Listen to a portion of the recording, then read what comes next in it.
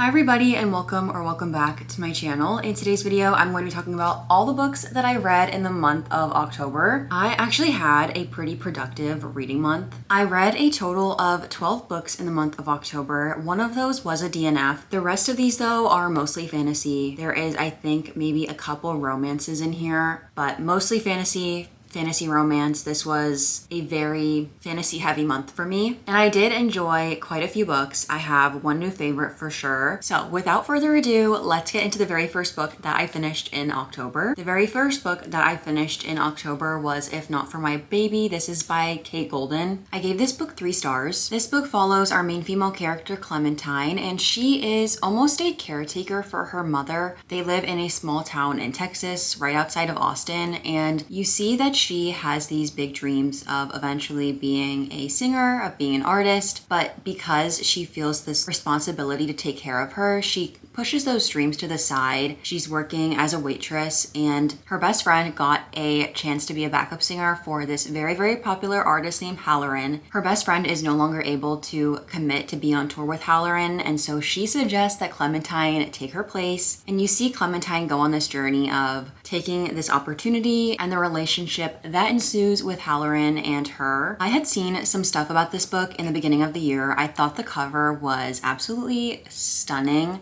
and I know that there was some, not controversy, but some discourse. This is very obviously about Hozier and almost like a traditionally published fan fiction in a way, but I was really tempted just because I thought the cover was stunning, so I picked it up, gave it a try. I thought the story was interesting enough, and it really did kind of pull you in quickly. I thought it was very easy to get through, and I do honestly like and enjoy reading about that like famous person, ex non-famous person kind of trope in a romance novel. It's just interesting. I think it's fun to read about. You can see that the author tried to write very, very lyrically in this book, especially because our main male character, Halloran, or Tom is his name, is supposed to be this very, very lyrical poet. And so you see that it's very obvious in her writing that that is what she is trying to almost enact in a way. At times, I just didn't really enjoy that aspect of the writing. She used a lot of similes and metaphors throughout her writing, and some of them made sense, some of them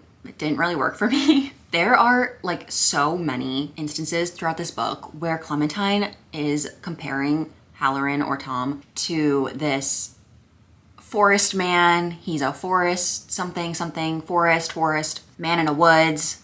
It's almost like so overly done to this point where it's like, girl, take a chill pill. He is peak man, peak male. Like it was almost overdone for me to read about. I think overall though, it was interesting enough, entertaining enough. This book is around 400 pages. In my opinion, I think it was a little bit too long. I think it dragged on just a little bit. Towards the end, I was like, can we wrap this up? So maybe just a little bit too long of a romance book, but overall, not bad. Not the best thing I've ever read, but not the worst thing I've ever read either. The next book that I finished was Immortal Consequences. This is by Ivy Marie, and I gave this 4 stars. I listened to the audiobook of this, and I really did enjoy it. I also think that the cover and the sprayed edges are very, very pretty on this book. Within this book, you follow 6 main characters, and they are students at Blackwood Academy. But the catch is they are actually all dead, and the point of this schooling is that they will basically learn to use magic, but then also eventually become a reaper. The only way that you can get out of being a reaper is every so often there is a decennial, and within this it's like a competition. There's different trials. You're competing against other students, and so you're following 6 characters that are a part of this school, a part of the trials. You're just seeing how this competition is bringing them together or tearing them apart. There's also some other things going on with a new student involved. There's a different like evil forces at work. I really enjoyed the audiobook of this. I think in the beginning when I was listening to the audiobook, just because there are 6 characters and 6 like people that you're getting to know, getting used to, it was a little bit confusing at times with who was who. But as the story went on, I was able to get through that and realize who was who. I also really did enjoy the rivals to lovers that was in this book. I read this with a friend and we were both giggling at what was happening. I thought that this was very entertaining. I think it was a little bit more unique in terms of these students are dead. I don't think that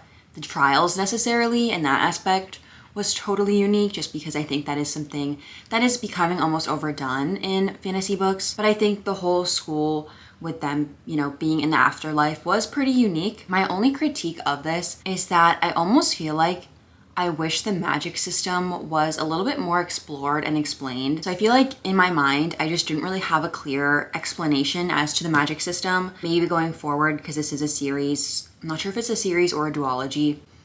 I think it's a duology. I'm sure maybe it will be explored more in the second book. This is a debut novel, I'm pretty sure, so not bad. Really enjoyed it. Had a great time. The next book that I read was Bride by Ali Hazelwood. This was a reread for me. Upon reread, I gave this 4.25 stars. I did listen to the audiobook upon my reread. Within this book, you follow our main female character, Misery, and she is the daughter of a very powerful vampire who's on the council in terms of like running their territory. Growing up, she was one of the collateral, so she was given to the humans as a child. If the vampires ever made an attack against the humans would then kill Misery as collateral. Misery no longer has to serve as the collateral, so she's been living in the human territory for quite a bit now, but her father calls her back and tells her that she is now in an arranged marriage to one of the leaders of the werewolf clans. You see that Misery is really not okay with this at first, but then she realizes that this could actually be to her advantage, so she goes along with it, and you just follow along on this whole journey of her trying to find out like a mission of her own and see what's going on. I think the first time I read this book, I gave it around a 3.75 to a 4. I really don't remember exactly what my thoughts were, and I never wrote a proper review for it either, so I really don't remember what I thought of it. But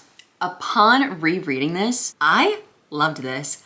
I had so much fun listening to this. I listened to the audiobook in basically like a day. I thought this was so fun. So easy to get through. Going into it, I already knew what to expect because I have already read it, but even like the first time going into it, I remember when I read it, I knew a base level of what to expect, and I can definitely see and I know why some people don't like this book or the other book that comes after this. But I just love Ali's writing so much, and I always have such a fun time with her books. The yearning with the male main character in this book, it was so good. And I definitely think that after reading this again, this is definitely higher on my Ali list. Prior to rereading it, it was kind of lower, but now, oh my gosh, this is high on my list because I loved this. It was so much fun. Had such a great time. The next book that I finished was The Academy by Ellen Hilderbrand and her daughter Shelby Cunningham. I gave this book 3.25 stars and I listened to the audiobook of it. Within this book, you follow a boarding school in New England, and it is the start of their new school year. And they just found out that they have now been ranked the #2 boarding school in the country. They were previously ranked around number 17, so this was a very, very big jump for them. There is a new student, there is some drama. Well, not some, there is a lot of drama in this book, and you're just following along a group of students and some of the teachers as well throughout this book and all the things that go on within the school year. There is an app called Zip Zap, which is like the main plot line of this almost, where pretty much everything that anybody says, does, or even like email someone, it gets leaked onto the app, and it makes for a very, very messy school year. This was my first ever Ellen Hilderbrand book. I will say that it took me quite a bit into the book to really get interested, to feel invested, and to even like really care about what was going on. I think at first there was so many names, so many characters that it was a lot to follow along with and know who was who and to even know what was going on with each person. So it definitely did take me some time to get into it. I will say, if you do not like modern references in your books, this will not be the book for you. There are so many modern references. I didn't totally mind it. I can definitely see that it is not for everybody. I'm not sure if I will read any other Ellen Hilderbrand books. I really don't know. And not to say like because I didn't like this one, I'm just not sure if her other books have really enticed me that much. But I thought this one seemed interesting. I liked the boarding school aspect. I thought that was interesting. So overall, not bad. There is a second book. It does leave on a little bit of a cliffhanger. So I probably will read the second book just to know what goes on. The next book that I read was Mate by Ali Hazelwood. This is the second book to Bride, and I gave this book 4 stars. Within this book, you follow Serena, who is Misery's best friend. She is a hybrid and she's one of the first of her kind, so that puts some targets on her back. And within this, you see that she is now with one of the other werewolf leaders to hopefully try to avoid these threats that are coming at her. Within this journey, you are following along with both her and then Cohen, the main male character. It's very clear from the beginning that that's like the love interest, but there are certain reasons why they can't be together. And there's also some other health complications that you see Serena have in this book, so you're trying to figure that out. This was so fun. There was so much banter in this book. There was so much back and forth, and it was just so entertaining and so fun. I feel like I always say that about all these books, but that's truly just the only way that I can explain them. I was truly giggling, kicking my feet. It was so fun, and I had such an amazing time listening to this book. Again, I can see that this might not be everybody's cup of tea, but I had such a great time. I do think I prefer Bride just a little bit to this book, and I really don't even know why. There's just something about Bride that was like, I was so down bad when I was listening to it, and I didn't get that same exact feeling while listening to this. Again, still had a great time, still had so much fun. I like how even though both of these books are more of a paranormal romance, you still have these like political systems within them that are talked about and that kind of give it some more sustenance, give it some more plot. And I did enjoy getting to see how that would play out into the romance. I'm very glad I read Bride prior to this because I would have been so lost with some of the things. So yeah, I love this book. It was so much fun. Had a great time. The next book that I read was Alchemized by Senlin Yu. I gave this book 5 stars. In this book, there is the Order of the Eternal Flame, and they have just lost the war. So you are seeing how our main female character, Helena, is going through this journey. She was a part of the Order. She is now captured by the enemy, and she is taken as prisoner. Helena has really no recollection as to quite a big chunk of the past couple years, and they realize that she might know some very, very vital information, so she is given to the High Reeve, who is Kane Farron, and he is tasked with taking down her mental walls and hopefully finding out what she knows and potentially what really could have played a really big part in the turning tide of the war. This book is very, very complex. It's over 1,000 pages. It is a standalone. I did a combo of reading the book physically, and then when I realized how long that was taking me, I started listening to the audiobook, and I did really enjoy the audiobook of it. But I will say that this book is a tragedy. I know some people might go into this thinking it's a romance, but this book is a tragedy, and this is a war story, and it's heartbreaking. It is a very, very difficult book to get through sometimes with some of the heavy topics that go on in this book. It is very, very heavy and very, very dark at times. I so quickly became enamored with the characters and the storyline and invested in finding out what was going to happen. I really had no idea at all about anything that really went on in this book prior to starting it. I knew one aspect about it just from things I had heard over the years, because this book originally was Hermione fan fiction. At least reading it from my knowledge of like Harry Potter and reading this book, it's so different. The magic system is completely different. Within this book, there are alchemizers. Each alchemizer has like a preferred metal or like resonance almost, but then there are also vivimancers, which are almost like people that can manipulate living tissue, but then there are necromancers, which are people that can manipulate dead tissue. So it's very, very complex. I think that the way this book was formatted was genius. It's split into 3 parts, and within that 3 parts, the first part is like present day, and then this whole second part, which is a majority of the book, is a whole flashback as to everything prior to this happening. Reading part 2 and finishing part 2 makes everything that happened in part 1 so incredibly heartbreaking and terrifying. It's genuinely was so, it like made me feel sick to my stomach because I felt so bad for these characters and everything they had to go through. And when I was starting part 2, I was almost nervous because it's a whole other world almost to get acclimated to and to learn about, and so many new characters, but it's, I think, so integral to the story that part 2 happened, that you got the whole flashback of whole context of everything really that happened. I think Helena is such a tortured character in terms of she is so willing to do anything for the people that she loves and care about and to prove herself, but people take advantage of that so easily, and it's just terrible. That's my thoughts on Alchemized. I think that this was a great book. Very, very complex, very intimidating to start, but I think it's definitely worth it. The next book that I read was Warrior Princess Assassin by Brigid Kemmerer. I gave this book 3 stars. Within this book, you follow Princess Jory, and her world is upended when she finds out she is actually engaged to the cruel king of Incendar, who is named Maddox. This was arranged by her brother and father, and it is something that she was definitely not planning for. Things turn even more complicated when Jory's childhood best friend Asher, who is an assassin, gets orders to not only kill the king she is engaged to, but also kill Jory herself. I had an enjoyable time reading this. I really didn't know a ton of what to expect going into it, but I quickly really enjoyed the storyline. I thought that it was pretty unique. I thought the magic system was pretty interesting as well because not everybody has magic in this world. However, the magic system really isn't totally explained.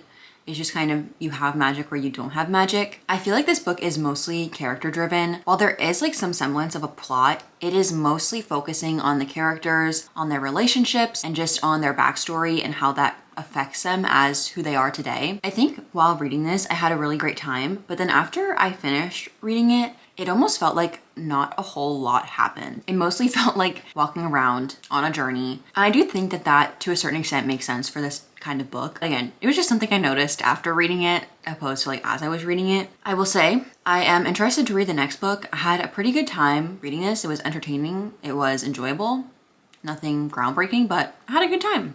The next book is the one that I DNF'd, and this was Alchemy of Secrets by Stephanie Garber. I DNF'd this book around 20% in. I was listening to the audiobook. I really can't even give you like a detailed summary as to what this book is about. We're mostly following our main female character who is a part of this folklore class. It is set in LA, and within it she is trying to discover if the folklores and the mythologies that her teacher is telling her about is true. It kind of goes on that journey. I have such a complex relationship with Stephanie Garber's books and her writing because I read Caraval when it first came out when I was in the 7th grade, okay?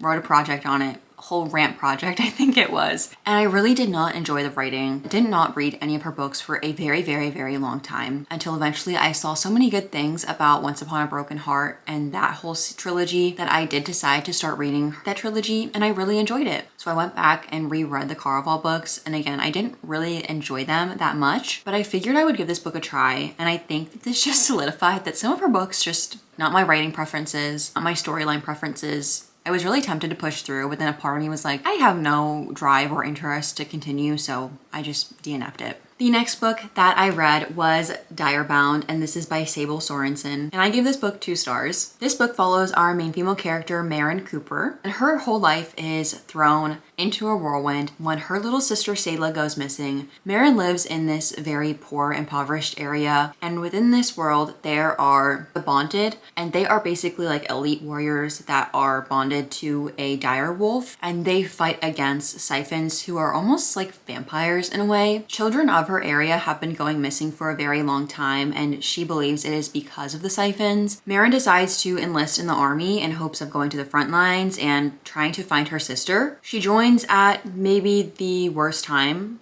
initially, just because around that time, the bonded trials are going to be going on, now potentially going to be bonded to a dire wolf. I know a lot of people really enjoyed this, and I had seen so many rave reviews for it that I thought I would too enjoy it. However, I did not like this. This book felt like a knockoff Fourth Wing in not just one way, but in so many ways. I was predicting every single thing that happened in this book. So predictable. Not very original in terms of this just felt like Fourth Wing, but with wolves. I didn't really like Maren. I understand that she is in this whole different world and in this completely different type of environment, and not only that, but she's had this added pressure of trying to find her sister, and also because she is on a time crunch because she doesn't know if her sister is even still alive. So I get that she is maybe not making the best choices, but she was blind so many times to everything that was going on. I couldn't believe it. I got to a certain point where I was just reading this just because I was like